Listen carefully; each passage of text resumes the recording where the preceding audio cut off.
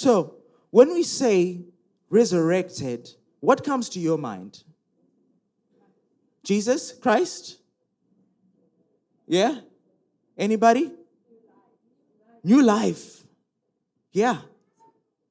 When it comes to resurrection, I looked it up on Google. What's funny is Google had actually the words restored and revive on there, which I found pretty cool. Yeah, I found that pretty cool. But when I say resurrected, I say I am restored. I said I am revived. I'm also focused on living. How many of you guys focused on living this morning? So we want to do a little exercise. Can you breathe in? Then breathe out. I saw some of you guys turning blue in the face. See, if you're alive, you have a purpose.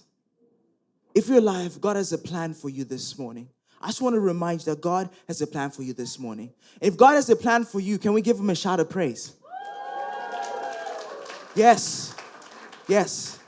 See, our celebration comes from the understanding that the cross was and is significant. It comes from the faith of knowing that through it we are transformed, from the wisdom that there's a God who came all the way for us. So why exactly did he come? And before I go any further, I just want to say, whenever Jesus comes, he's bringing something. Okay? Whenever Jesus is coming, he's bringing something. But then Jesus always comes. And he always shows up. Which means when he always shows up, he's bringing something. So be expectant in your spirits and in your minds, knowing that God is something for you. John chapter 10, verse 10, the thief comes only to steal, kill, and destroy. I have come that they may have life and have it in full abundance. You know, on the other hand, Jesus came so we'd have life, but the enemy came to steal, kill, and destroy. So why did Jesus come? Why did Jesus come? Because the enemy was stealing. The enemy was stealing joy, was stealing our hope, was stealing our health. Because the enemy was killing passion, killing nations, killing families, killing their faith. Because the enemy was destroying hope, destroying strength, destroying whatever bit of hope that people had. But it was only a matter of time before he ran out of time. What did Jesus come? To redeem what was stolen, to revive what was dying, to rebuild what was destroyed. I just want to say this. And I'll go over these 3 points. And the first being, Jesus came to redeem what was stolen. So earlier this week, I'm in Mexico, right? We are buying some additional tile for our upstairs bathrooms. So I find myself sitting in this vehicle with a Mexican guy. So the only reason I'm sitting in the vehicle with a Mexican guy is because we've met through this mutual friend of ours, Emil Torres, right? So we have a problem, though. I speak solo poquito español, right? And he speaks solo poquito inglés. So we have ourselves una problema, right? So we have 2 choices. We either sit in the car, pull out our phones and pretend like we're texting somebody, right? Or we could start using sign language. But the problem with sign language is I only know how to say 2 things. Thank you, and I love you. So in my mind, I'm thinking this is not a good way to start a conversation with another guy. So it turns out, though, that he's a salesperson, so he loves to talk. And I love to believe that I'm in a business of building bridges, because Jesus is not calling us to shove Jesus down other people's throats. He's calling us to build bridges that lead them to Jesus. 2 different things, right? But back to the story. So in that moment, we are both scratching and scrambling with the little Espanol I got and the little English that he gets. Then somebody has a revelation. Google Translate. Amen. So he pulls out his Google Translate and he starts speaking to the phone, to which Google Translate on his phone tells me exactly what he's saying. Now here we are sitting in the car having a full-blown conversation. I'm learning about his job, his family, his kids, and vice versa. At the end of the conversation, I feel like I've gained a friend. We exchange cards. I've gained a friend because of Google Translate. Why do I tell you this story? See, we have to understand that before Google Translate, there was a separation of God and man because of sin. But God was already working to retrieve that lost translation. God was already working to retrieve the lost translation. Now, see, the separation of God and man was because of sin. Sin became that barrier that only left us with a little vocabulary that wouldn't help us to really fully comprehend how God would love us. We wouldn't really be able to understand because of that barrier. It's like God is talking to us, but yo no comprendo. We don't understand. Nobody's home. Why? Sin is the barrier. But God in His mercy was constantly finding ways to communicate with us. Galatians chapter 3, verse 24. So the law was a guardian, in other versions it says schoolmaster, to bring us to Christ until Christ came that we might be justified by faith. So the law was our schoolmaster, right? Teaching us step by step, word by word, so we could live in harmony with Him again. But what was stolen was really hidden deep inside in the hearts of man. But it would only take one man. See, we were called guilty because of one man. But we'd also be set free because of one man who was fully God and fully man. So the enemy did what he did best, right? He stole, he killed, he destroyed. And God says, I'll do what I do best. And He gave. And He gave.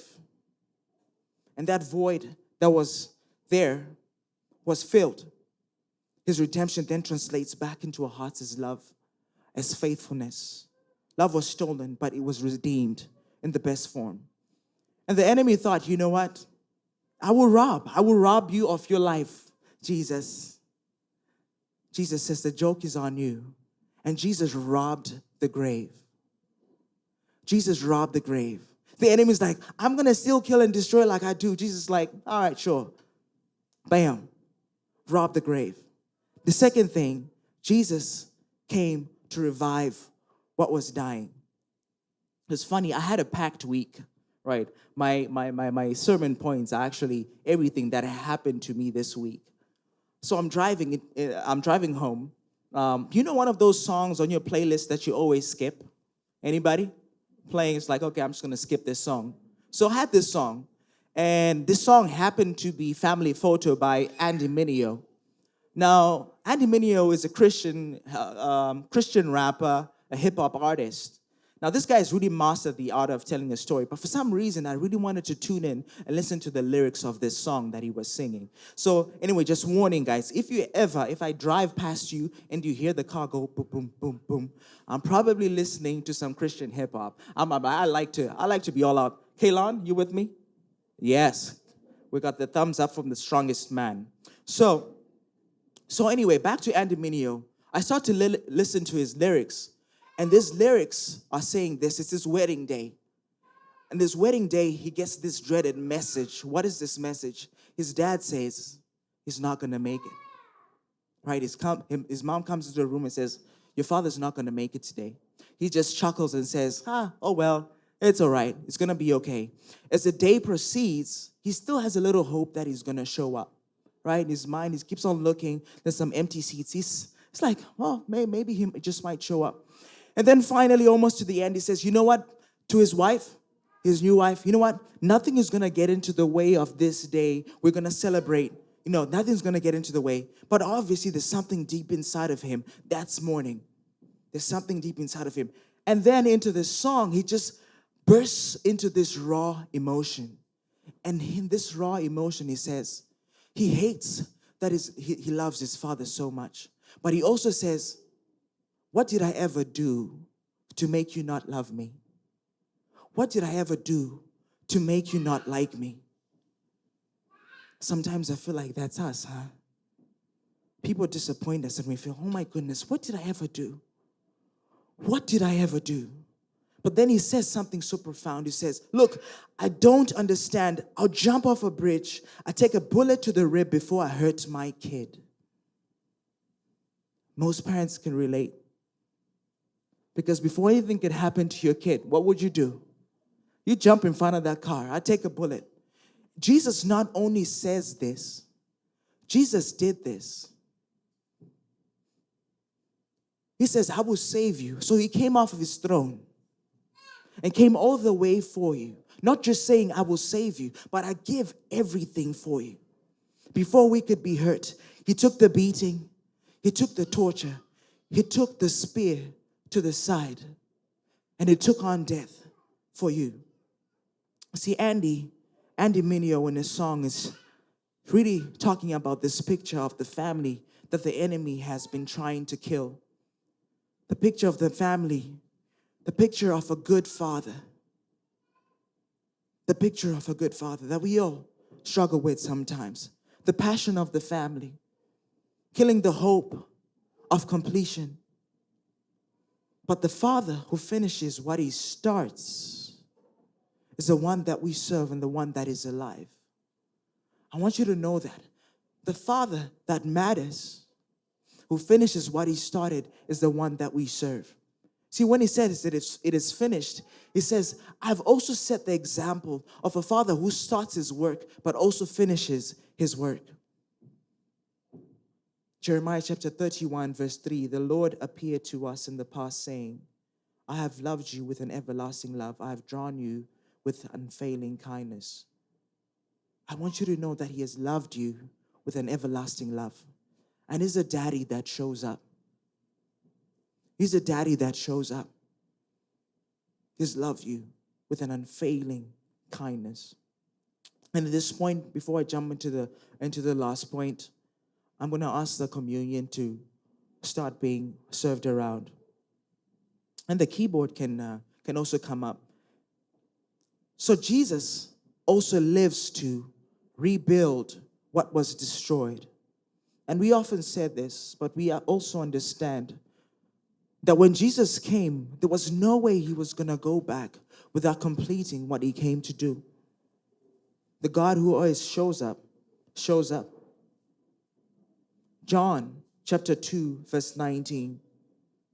Jesus answered them, destroy this temple and I will raise it up again in 3 days. 3 days. So the people who are looking on did not understand this. They say, how can you say this?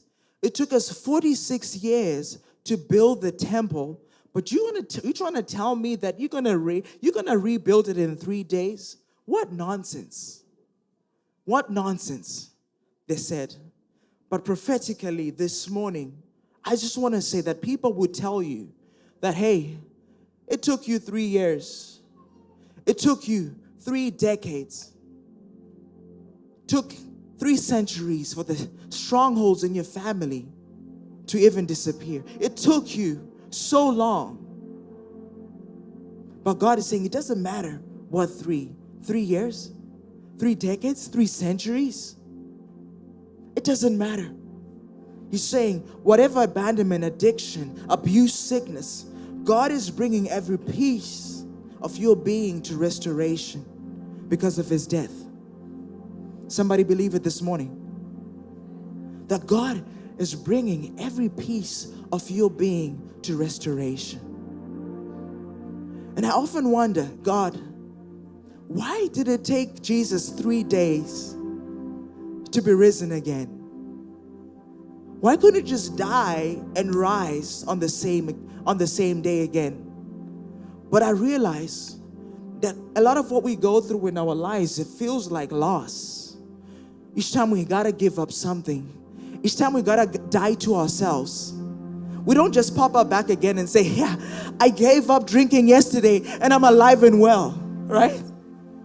There's a little bit of a struggle. There's a little bit of a death. There's a little bit of a journey that we must navigate. And when Jesus dies for 3 days, his disciples scatter because they think, oh my goodness, there's no more hope for us. But resurrection